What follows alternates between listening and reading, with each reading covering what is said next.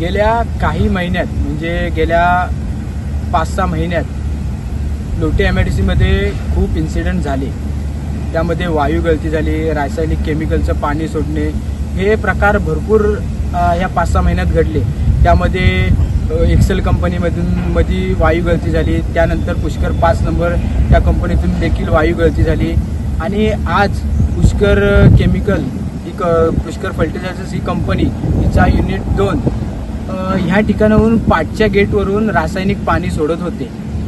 त्यानंतर त्या पाणी ते देखील मी जाऊन तिथं पाहिलं, ते पाणी बघितलं, ते पाणी ॲसिडिक होतं। त्या पाण्याचा pH देखील मी चेक केला तर ते पाणी ॲसिडिक होतं। त्यानंतर कंपनीचे व्यवस्थापक जे तिथले मॅनेजर आहेत, जे प्रभाकर आमरे, त्यांच्याशी मी बोलणं केलं तर म्हटलं की साहेब हे असं पाणी तुमच्या इथून येते तर त्याचं तुम्ही काय करताय?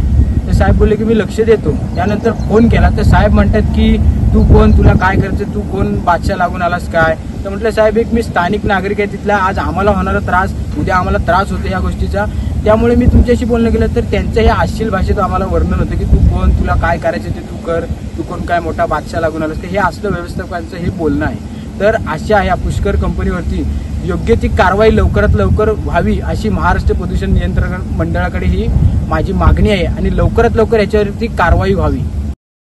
टाइम्स डिजिटलला लाईक करा, शेअर करा, सबस्क्राईब करा आणि बेल आयकॉन दाबायला विसरू नका।